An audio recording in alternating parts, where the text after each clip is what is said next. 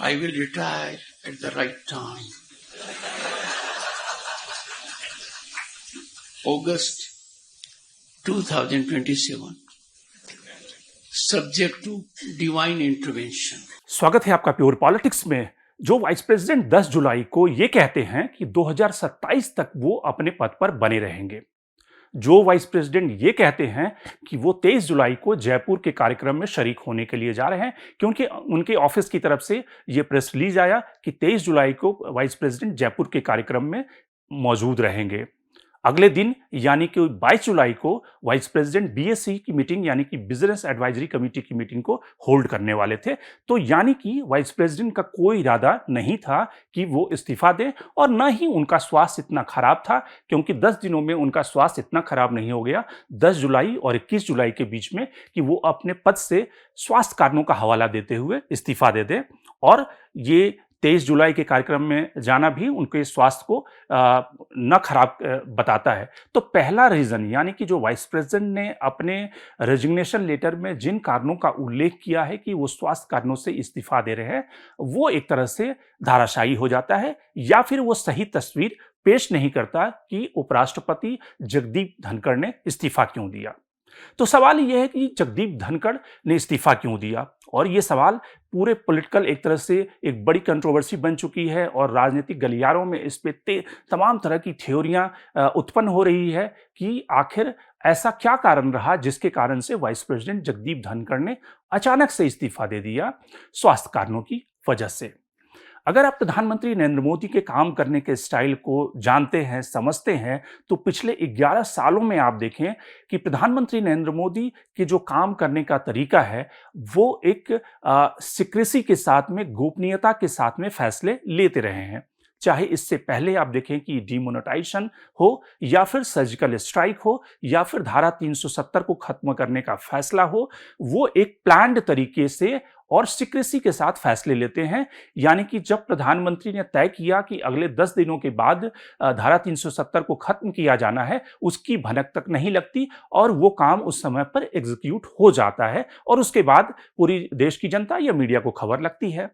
ऐसे में ये साफ तौर से कहा जा सकता है कि मॉनसून सेशन के पहले दिन, यानी कि जिस दिन प्रधानमंत्री सुबह में पार्लियामेंट के बाहर मीडिया को एड्रेस करके ये कह रहे हों कि ऑपरेशन सिंदूर के बाद संसद का ये जो सत्र होना चाहिए वो विजय उत्सव की तरह होना चाहिए, यानी कि पूरी पार्लियामेंट एक तरह से खड़े होकर जो ऑपरेशन का पराक्रम था, जो आर्मी के जवानों ने जिस तरह से ऑपरेशन सिंदूर को अंजाम दिया, उसे विजय उत्सव की तरह मनाना चाहिए। क्योंकि बीजेपी इससे पहले एक तरह से तिरंगा यात्रा निकाल चुकी थी ऑपरेशन सिंदूर को पूरे देश में सेलिब्रेट करने के लिए, अपने हिंदुत्व का जो कैडर है उस तक पहुंचने के लिए, और प्रधानमंत्री की एक्सपेक्टेशन थी कि संसद भी एक सुर में मिलाकर इस तरह से जब डिबेट होगा ऑपरेशन सिंदूर के ऊपर तो उस तरह की भाषा बोले। लेकिन कुछ घंटों के भीतर ही जो प्रधानमंत्री हेडलाइन चाहते थे वो हेडलाइन बदल गई, और एक अनएक्सपेक्टेड तरीके से, जो कि प्रधानमंत्री के काम करने का तरीका नहीं है, वो एक प्लान्ड तरीके से काम करते हैं, वाइस प्रेसिडेंट का इस्तीफा हो गया। तो कह सकते हैं कि दूसरा जो तर्क है कि यानी कि ये प्लान्ड तरीका नहीं था, और जो ढेर सारे सूत्र और ढेर सारे जो कमेंटेटर ये कह रहे हैं कि कहीं ऐसा तो नहीं कि वाइस प्रेसिडेंट के इस्तीफे के पीछे बीजेपी का एक बड़ा ऑर्गेनाइजेशन रिसफल हो, नीतीश कुमार को दिल्ली बुलाकर उन्हें वाइस प्रेसिडेंट बना दिया जाएगा, और उसके बाद फिर शशि थरूर हैं, उनका भी वाइस प्रेसिडेंट के रूप में नाम चल रहा है। तो ये सब अगर फैक्टर होते तो मॉनसून सत्र के पहले दिन ये करने की जरूरत नहीं थी, क्योंकि सरकार जब एक्सपेक्ट कर रही है कि मॉनसून सत्र एक तरह से ऑपरेशन सिंदूर में वो डिबेट करेगी और पॉलिटिकल स्कोर करेगी, और अगर उसे ऑर्गेनाइजेशन रीसफल करना है और वाइस प्रेसिडेंट को हटाना है, नए व्यक्ति को वाइस प्रेसिडेंट के रूप में लाना है, तो उसके लिए वो दिन कभी भी 1 महीने के बाद भी हो सकता है, 15 दिन के बाद भी हो सकता था, जबकि सरकार अपने मॉनसून सत्र के शुरुआत करने के बाद एक बहुत ही स्टेबिलिटी के साथ अपने नैरेटिव को आगे बढ़ा रही है। तो यानी कि ये भी तर्क उसमें जमता नहीं है कि वो एक प्लान तरीके से ऑर्गेनाइजेशनल रीसफल था और जिसके लिए जगदीप धनखड़ को हटाया गया है। तो तीसरा कारण क्या है? फिर जगदीप धनखड़ को हटाया क्यों गया और क्या वो स्वास्थ्य कारणों से हटे हैं? तो पहले स्वास्थ्य कारण को तो पहले ही हम खारिज कर चुके हैं कि स्वास्थ्य कारण नहीं था जगदीप धनखड़ का, क्योंकि अगर कल के राज्यसभा प्रोसीडिंग को आप ध्यान से देखें, पूरे दिन की कार्रवाई को ध्यान से देखें, तो साफ तौर से दिखता था कि शुरू में उन्होंने जिस तरह से कंडोलेंस मैसेजेस दिए, नए जो राज्यसभा के मेंबर हैं उनको ओथ दिलाई, सारे राज्यसभा के जो नए मेंबर नॉमिनेटेड मेंबर आए हैं उनके साथ उन्होंने नमस्कार किया, हाथ मिलाया, खड़े होकर उनसे बातचीत की। उसके बाद उन्होंने राज्यसभा की का जो कंडक्ट होता है, जो बिजनेस होता है, उसको कंडक्ट किया। बिजनेस एडवाइजरी कमेटी की बैठक में वो भाग लिए। दोबारा जब बिजनेस एडवाइजरी कमेटी की बैठक यानी कि बीएससी की दोबारा बैठक हुई, जिसमें कि जेपी नड्डा और किरण रिजिजू जो पार्लियामेंट्री अफेयर्स मिनिस्टर हैं और सदन के नेता हैं, वो दोनों नहीं आए, उनकी जगह पे स्टेट मिनिस्टर मुरुगन आए। उस बिजनेस एडवाइजरी कमेटी की मीटिंग को कंडक्ट किया। 4 बजे जब दोबारा हाउस रिज्यूम हुआ तो उस बैठक में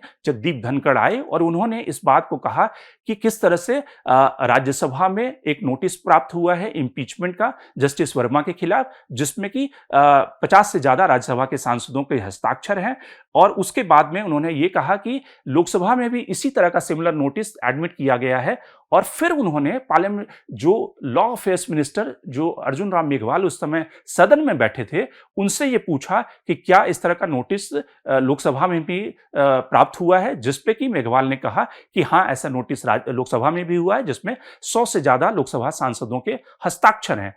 This has been received by me today. It is signed by more than 50 members of the Council of States, and thus it meets the numerical requirement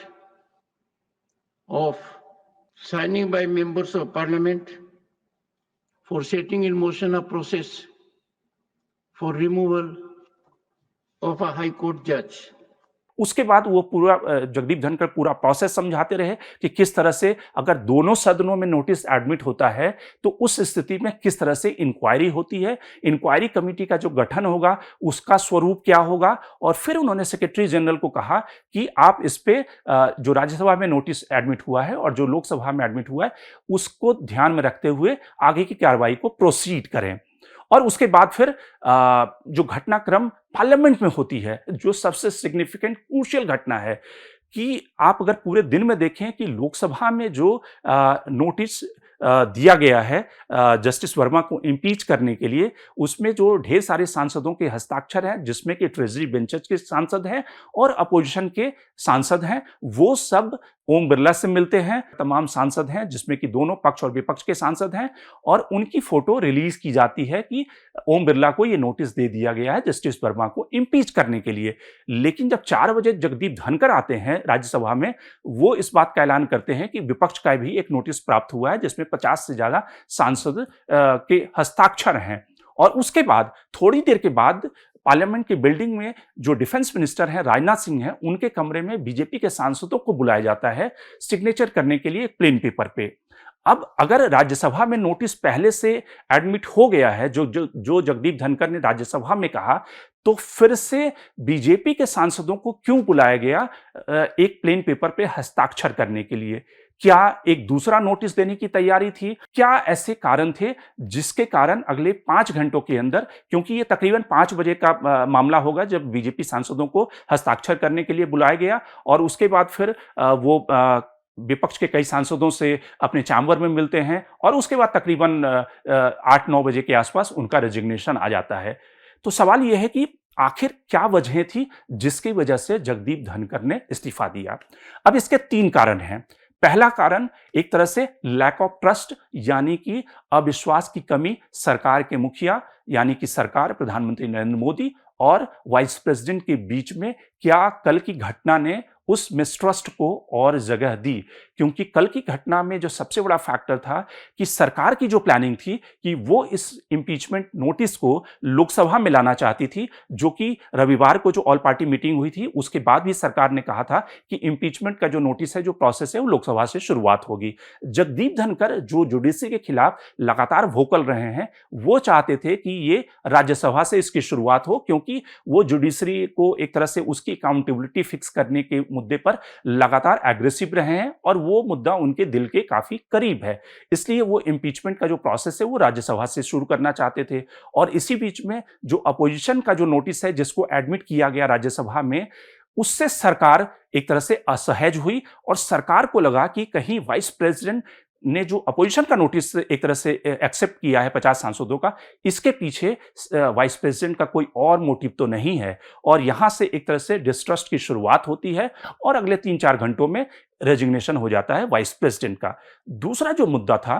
कि जिस तरह से वाइस प्रेसिडेंट और सरकार के बीच में एक लैक ऑफ ट्रस्ट या कहें या फिर जुडिशरी के ऊपर जिस तरह से धनखड़ एग्रेसिव थे, सरकार उससे बहुत ज्यादा सहज नहीं थी। लेकिन ये इमीडिएट प्रोवोकेशन नहीं था। आपको साफ कर दें, क्योंकि पिछले आप जब से जगदीप धनखड़ वाइस प्रेसिडेंट बने हैं, उन्होंने तमाम लगातार एनजेसी के मुद्दे हों, जिस तरह से सुप्रीम कोर्ट ने जब ये फैसला दिया कि राज्यपाल को 3 महीने के अंदर कोई भी विधानसभा अगर किसी बिल को भेजती है, उसे राष्ट्रपति को एडमिट करना होगा, पारित करना होगा, उस मुद्दे पर भी जगदीप धनखड़ ने अटैक किया जुडिशरी को। तो ये सारे मुद्दे थे जिससे सरकार असहज थी, क्योंकि सरकार को ये लगता है कि जुडिशरी के साथ उसकी जो ट्यूनिंग है वो कमोबेश ठीक चल रही है और वैसी स्थिति में जुडिशरी के ऊपर ज्यादा अटैक करने से कहीं ना कहीं जुडिशरी और सरकार के संबंध खराब हो जाएंगे। लेकिन जगदीप धनखड़ एक तरह से अलग एजेंडे पे चल रहे थे। वो जुडिशरी को लेकर लगातार अकाउंटेबल बनाने के लिए, क्योंकि मार्च की ये घटना मुझे याद है कि राज्यसभा में जब जगदीप धनखड़ बोल रहे थे उस मुद्दे पर, जब कैश पकड़ा गया था और उन्होंने न्यायपालिका के ऊपर काफी स्ट्रांग कमेंट किए, लॉ मिनिस्टर से उन्होंने पूछा, उन्होंने एनजेसी की बात कही और लॉ मिनिस्टर से उन्होंने पूछा कि सरकार इसके लिए क्या कर रही है या सरकार इस मुद्दे पर कैसे आगे बढ़ रही है। लॉ मिनिस्टर ने गोलमोल जवाब दिया, क्योंकि सरकार नहीं चाहती कि जुडिशरी से उसका टकराव हो। लेकिन जगदीप धनखड़ एक तरह से लगातार उस पर अग्रेसिव थे। तो ये सारी तनाव की वजह थी, लेकिन वो इमीडिएट प्रोवोकेशन नहीं था। इमीडिएट जो प्रोवोकेशन था वो विपक्ष का नोटिस, सरकार के मुखिया और वाइस प्रेसिडेंट के बीच में मिसट्रस्ट का उत्पन्न होना, अविश्वास का संकट, ये एक बड़ा कारण उत्पन्न हुआ। और तीसरा जो कारण जिसको लेकर ढेर सारे कमेंटेटर ये कह रहे हैं कि ऑर्गेनाइजेशनल रीशफल है। ऑर्गेनाइजेशनल रीशफल आप देखें कि जिस तरह से बीजेपी का प्रेसिडेंट चुना जाना है, अब वाइस प्रेसिडेंट के खाली होने के बाद ढेर सारे कंटेंडर वहां पे आ गए हैं, शशि थरूर से लेकर आप नीतीश कुमार से लेकर तमाम ऐसे नाम उछाले जा रहे हैं। लेकिन अगर ऑर्गेनाइजेशनल रीशफल सरकार को करना होता तो वो मॉनसून सत्र के पहले दिन का चुनाव नहीं करती वाइस प्रेसिडेंट को रिजाइन कराने के लिए। क्योंकि आप देखें कि बीजेपी में 2019 का अगर वाकया आपको याद हो, क्योंकि आज की तारीख में पब्लिक मेमोरी काफी शॉर्ट है, 2019 में इसी हेल्थ ग्राउंड को आधार बनाकर ढेर सारे बीजेपी के जो शीर्षस्थ नेता थे उनको टिकट नहीं दिया गया था। लालकृष्ण आडवाणी का टिकट काट दिया गया था। मुरली मनोहर जोशी को यह कहा गया था कि आप भी चुनाव नहीं लड़ेंगे। उसी तरह से करिया मुंडा से लेकर बीसी खंडूरी, तमाम ऐसे नेताओं के लोकसभा के टिकट काट दिए गए थे, उनको टिकट नहीं दिया गया था। मुरली मनोहर जोशी ने साहस किया और उन्होंने उस कन्वर्सेशन को पब्लिक किया। उन्होंने ये कहा कि मुझे रामलाल, जो उस समय के बीजेपी के ऑर्गेनाइजेशनल जनरल सेक्रेटरी हैं, उनका फोन आया था और उन्होंने ये कहा है कि उन्हें चुनाव नहीं लड़ना है। उससे ये बात खुल गई कि किस तरह से बीजेपी हाईकमान ने इन तमाम नेताओं को फोन किए थे चुनाव नहीं लड़ने के लिए और अपने स्वास्थ्य का बहाना देने के लिए या कुछ और बहाना देने के लिए। लेकिन मुरली मनोहर जोशी ने उस कन्वर्सेशन को जनता के सामने रख दिया। आडवाणी ने कोई टिप्पणी नहीं की, वो चुपचाप एक तरह से किनारे हो गए राजनीति के उस मुकाम पर। तो जो स्वास्थ्य का कारण का हवाला दिया जा रहा है वो बहुत ही सॉलिड कारण नहीं है। जो कारण है वो ढेर सारे कारण, कई सारे सवाल छोड़ जाते हैं कि आखिर प्रधानमंत्री नरेंद्र मोदी के 11 साल के शासनकाल में ये पहली घटना है जो कि प्लान तरीके से नहीं हुई है और जिसके पीछे ढेर सारे कारण हैं, ढेर सारे सवाल हैं। और ये भी सवाल उठ रहे हैं कि चूंकि वाइस प्रेसिडेंट उस तरह के सरकार के एक काफी प्रमुख स्तंभ रहे हैं और प्रधानमंत्री नरेंद्र मोदी के बेहद करीबी रहे हैं, क्योंकि वाइस प्रेसिडेंट बनने के बाद उससे पहले बंगाल में गवर्नर रहने के दौरान उन्होंने सरकार को जिस तरह से डिफेंड किया और एक समय में तो वो सरकार के सबसे चहेते वाइस प्रेसिडेंट के रूप में उन्हें गिना जाता था। जिस तरह से उन्होंने अपोजिशन को कॉर्नर किया, अपोजिशन के अटैक किया, तो एक व्यक्ति जो एक समय में सरकार का हीरो था वो कैसे उस हीरो के पायदान से फिसल गया, ये कई सारे सवालों को जन्म देता है। और ये भी जन्म देता है क्योंकि वाइस प्रेसिडेंट जो जगदीप धनखड़ हैं, उनके बारे में कहा जाता है कि वो अपने दिमाग से सोचते हैं, अपने दिमाग से काम करते हैं, जनता दल के पुराने सदस्य रहे हैं। तो क्या वो नए सत्यपाल मलिक बन सकते हैं बीजेपी के लिए? ये सवाल आने वाले दिनों में गूंजता रहेगा। Shankar Animesh, the print.